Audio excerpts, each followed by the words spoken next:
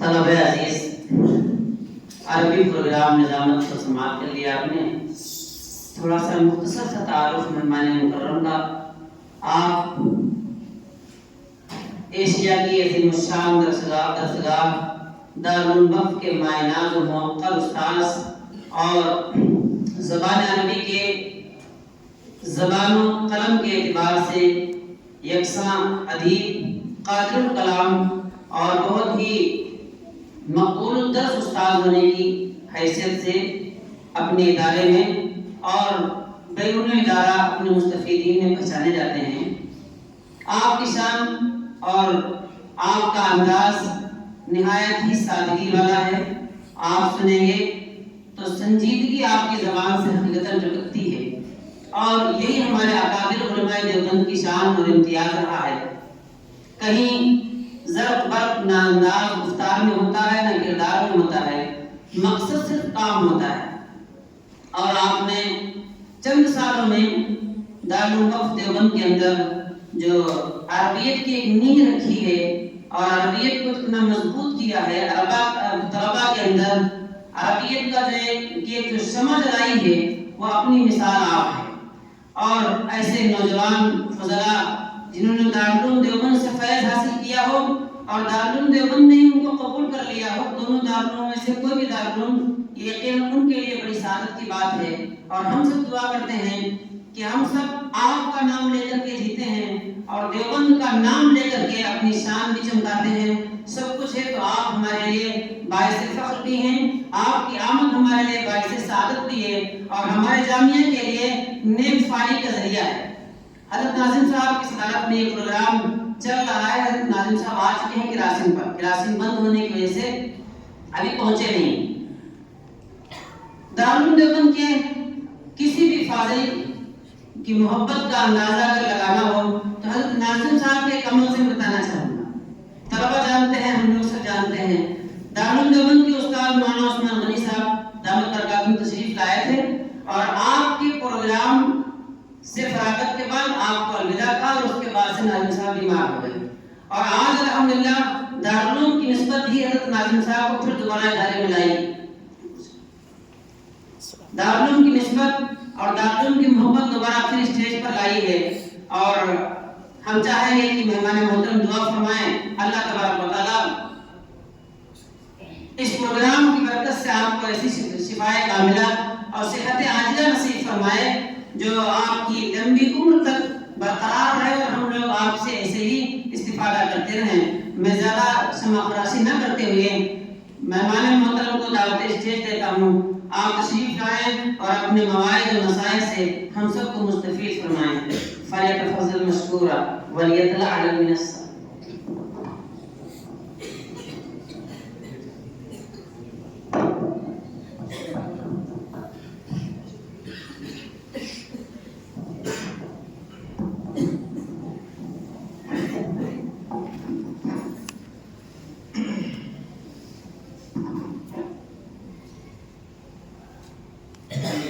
رب العالمين والصلاة والسلام على سيدنا ونبينا محمد خاتم النبيين وعلى آله وأصحابه الغر الميامين والتابعين ومن تبعهم بإحسان إلى يوم الدين. أما بعد، فحضرة رئيس هذه الجامعة الكريمة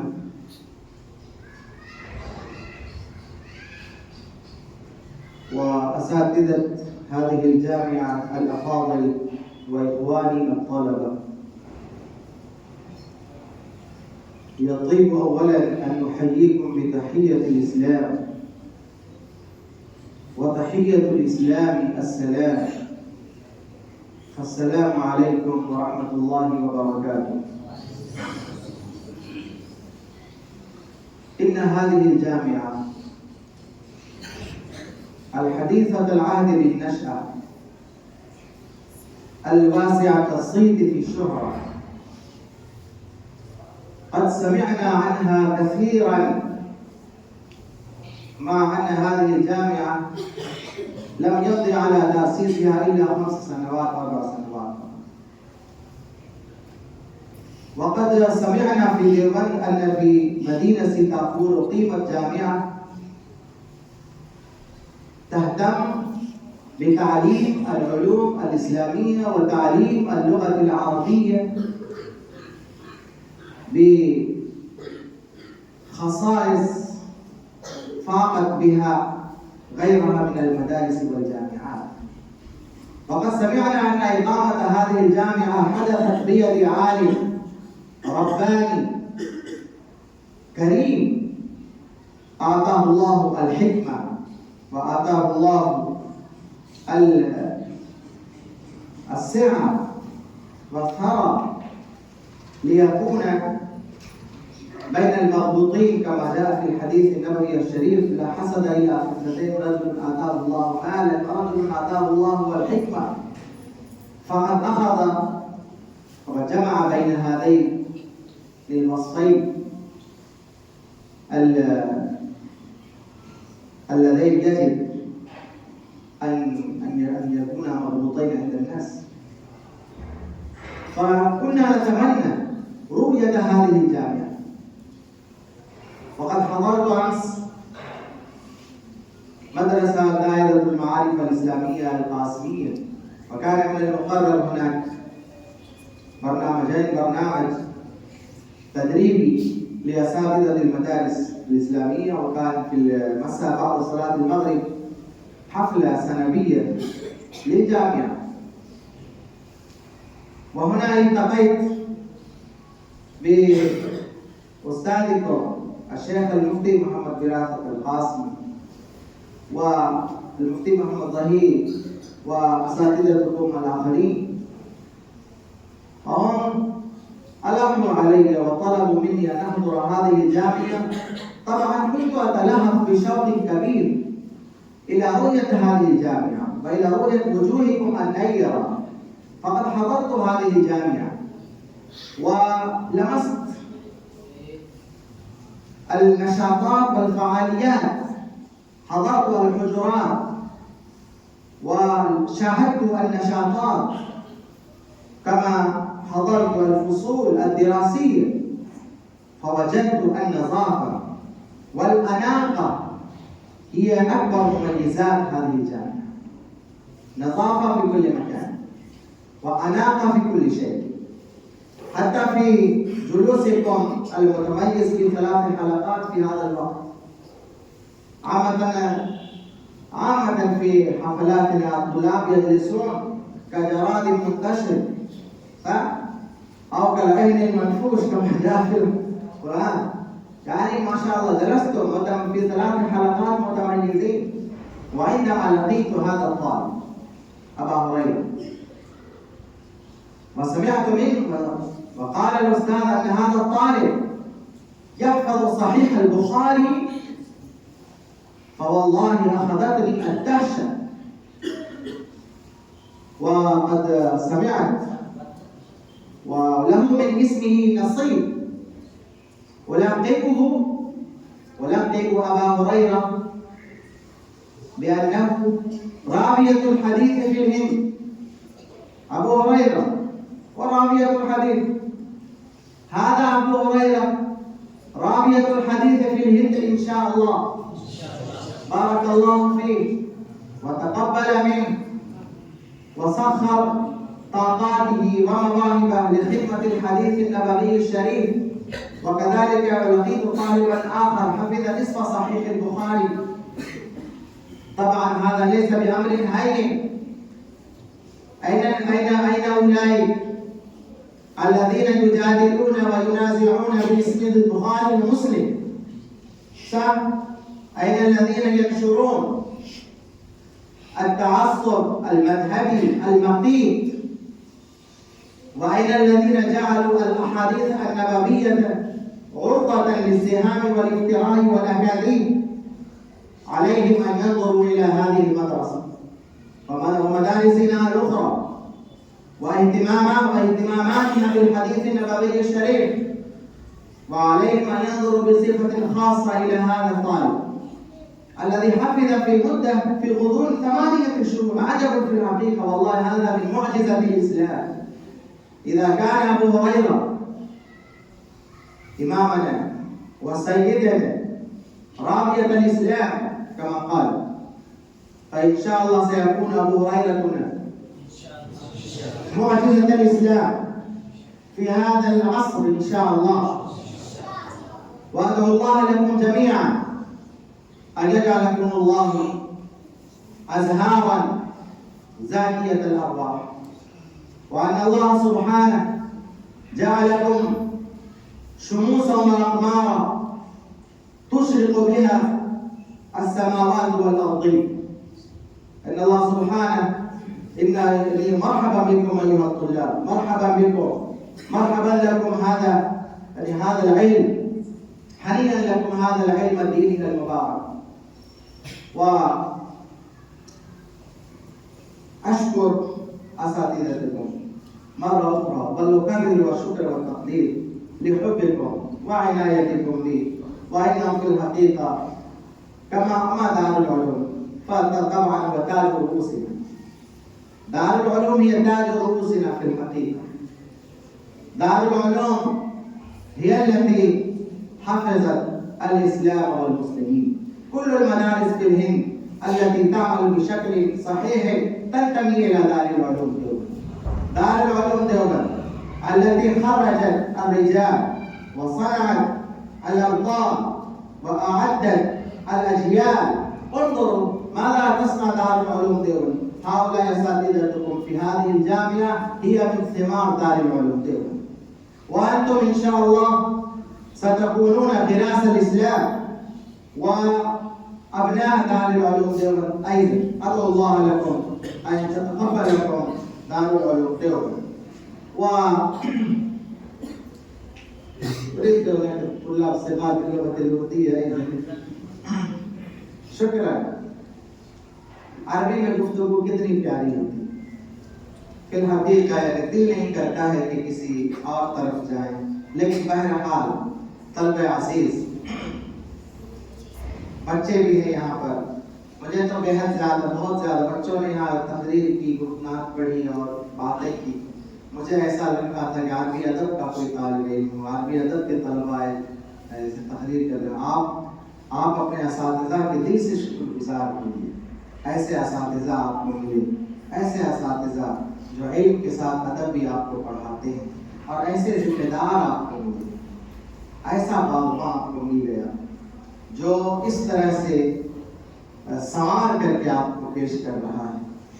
ہم لوگوں نے کل بھی بات چیت کی، بہت ساری چیزیں جو کل ہم لوگوں نے بات چیت کی ہم آپ اس کو دیکھ رہے ہیں. الحمدللہ عربی کی بات بھی ہوئی، کل یونیفارم کوڈ کی بھی ہوئی، لباس کی بات بھی تھی، وہ سب بھی ماشاءاللہ. ہمارے طلبہ عزیز، قرآن کریم میں ایک سورت ہے جو اللہ کے نام سے شروع ہوتی ہے. کون سی سورت؟ الرحمن. تنہا ایک سورت ہے قرآن کی جو اللہ کے نام سے شروع ہوتی ہے، الرحمن. ہم سب جانتے ہیں کہ سورہ رحمان میں ایک آیت بار بار آتی ہے، فَبِأَيِّ آلَاءِ رَبِّكُمَا تُكَذِّبَانِ. تم اپنے رب کی کون کون سی نعمتوں کو جھٹلاؤ گے. ظاہر ہے نعمتوں کو یاد کیا گیا ہے اس صورت میں، اور نعمتوں کو یاد دلا کر کے پھر یہ آیت آئی ہے. تم کن کن نعمتوں کو جھٹلاؤ گے. اگر اس میں جہنم کا بھی تذکرہ ہے تو اسی لیے تذکرہ ہے کہ تم بچو، تم سنبھلو، تم وہاں مت پہنچ جائے. جنت کا تذکرہ ہے تو وہ تو سراپا نعمت ہے. تو نعمتوں کی ایک فہرست ہے سورہ رحمان، مگر اس کی پہلی نعمت کیا ہے؟ الرحمن علم القرآن. ترتیب یہ ہے کہ انسان پہلے پیدا ہوتا ہے، پھر انسان بولنا سیکھتا ہے، اس کے بعد جب تھوڑی عمر بڑھتی ہے تو اداروں میں، مکتبوں میں، مدرسوں میں جا کر کے علم حاصل کرتا ہے، قرآن کا علم جو بھی حاصل کرتا ہے. مگر اللہ نے ترتیب بدل دی. پہلے کہا الرحمن علم القرآن، رحمان نے قرآن کا علم دیا.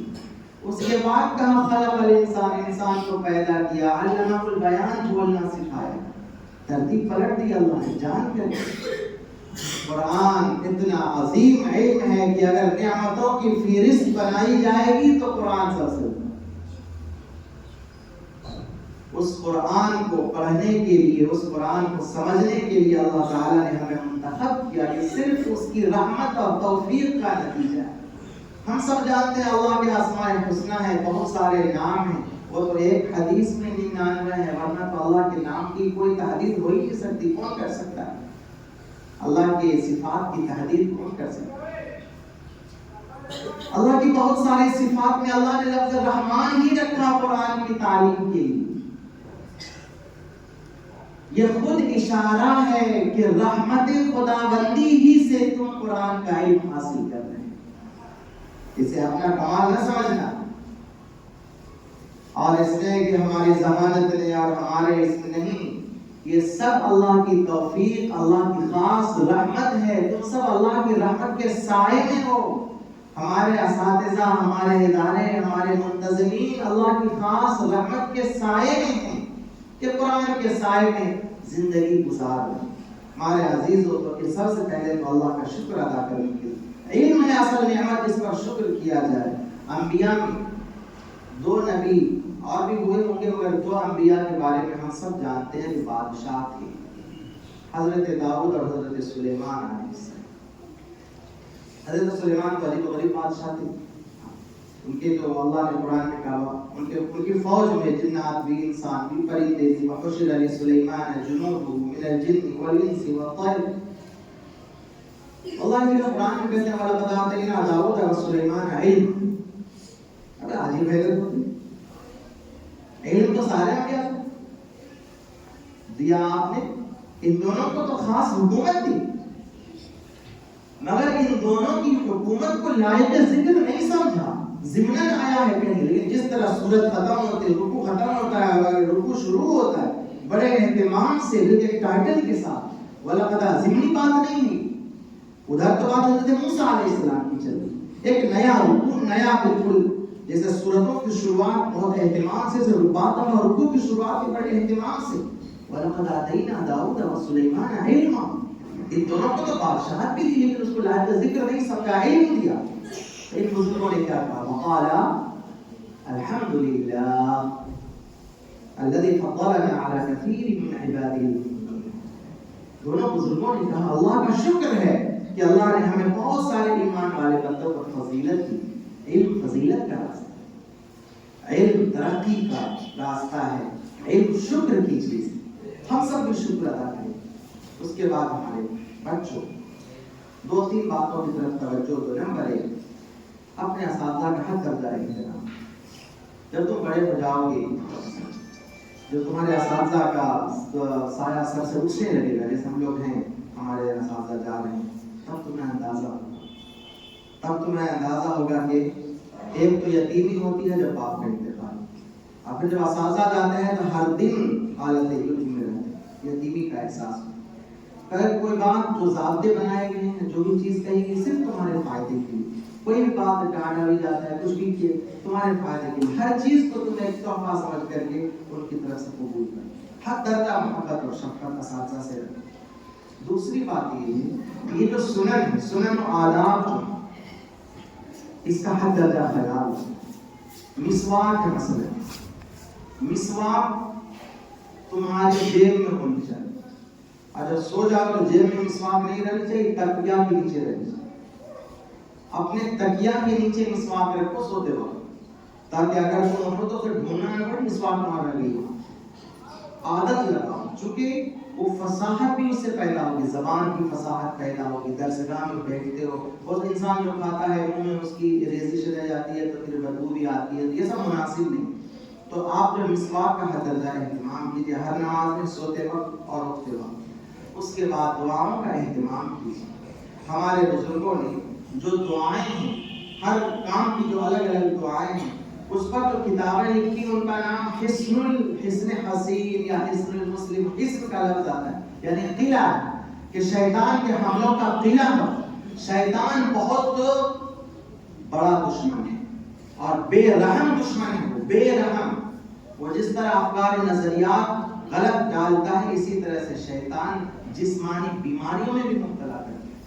اس کا جو مس ہے، کلذی یتخبط الشیطان من المس، وہ چھو کر کے پاگل بنا دیتا الگ الگ امراض میں لوگ مبتلا ہو جاتے ہیں شیطان کی حملے کی وجہ سے، اور طلبہ علم پر اس کا حملہ سب سے زیادہ سخت ہوتا ہے۔ چور کہاں حملہ کرتا ہے؟ جہاں پر مال ہوتا ہے۔ آج کل بینک لوٹے جاتے ہیں، اور پتہ چل گیا کہ گھروں میں آپ پیسے نہیں رکھتے، آپ سب کارڈ وارڈ چلاتے ہیں، تو آپ لوگوں نے بینک لوٹنا شروع کیا۔ چوروں کا حملہ وہیں ہوتا ہے جہاں پر مال ہوتا ہے، سرمایہ ہوتا ہے۔ تمہارے پاس مال ہے، خزانہ ہے، شیطان کا حملہ تمہارے پر ہر وقت ہے، تو لہٰذا بھاگ میں ہے، ضروری ہے کہ تم دعاؤں کا اہتمام، سوتے وقت کی دعائیں، اٹھتے وقت کی دعائیں، کھانے سے پہلے کی دعائیں، بعد کی دعائیں، بیت الخلاء میں جاتے وقت کی دعائیں، نکلتے وقت کی دعائیں، اور صبح و شام کے اذکار کا اہتمام جیسا اساتذہ بتاتے ہیں اس کی پابندی کرو۔ وہ تمہاری صحت کے لیے بھی ضروری ہے اور تمہاری روحانی طاقت کے لیے بھی ضروری ہے۔ اور اس کے علاوہ آداب کی بات ہے کہ کیسے بیٹھنا ہے، کیسے اٹھنا ہے، کیسے بات کرنی ہے، وہ سب یہاں سیکھو۔ یعنی جیسے بیت الخلاء میں جاتے ہیں تو کس پیر کو پہلے داخل کرنا، نکلنا ہے تو کس پیر کو پہلے، مسجد میں داخل ہونا ہے تو کیسے، کس پیر کو پہلے، نکلنا ہے تو کیسے، کمروں کا کیا اصول ہے، ان سب باتوں پر دھیان رکھو۔ دعا کرتا ہوں کہ اللہ تبارک و تعالی تم سب کو علم نافع عطا فرمائے، اللہ تمہارا تمہیں علم پر عمل کرنے کی توفیق عطا فرمائے، تمہیں چمکا دے، مہکا دے، تمہارے ذریعے سے پورے چمن کو مہکا دے اور معطر کر دے۔ اللہ تبارک و تعالیٰ تم سب کے اہل خانہ کو بھی جزائے خیر عطا فرمائے، آپ کے اساتذہ کو جزائے خیر فرمائے، ہمارے حضرت حافظ اکرم صاحب جو آپ کے ادارے کی روح رواں ہیں اور وہاں پر اپنے اکابرین سے بہت مربوط ہیں، حضرت مولانا سفیان صاحب، حضرت مولانا شکیب صاحب بہت ہی اہتمام اور محبت سے تذکرہ کرتے ہیں۔ حضرت یہاں تشریف لائے معلومہ بیماری کے باوجود صرف آپ کی محبت میں، تعلیم کی نسبت میں، اللہ تبارک و تعالیٰ حضرت کو صحت اور عافیت کے ساتھ لمبی عمر عطا فرمائے اور اس ادارے کو خوب استحکام عطا فرمائے، اس کو علم دین کا مرکز بنائے، آمین۔ دوبارہ شکریہ ادا کرتا ہوں، آخر دعوانا الحمدللہ رب العالمین۔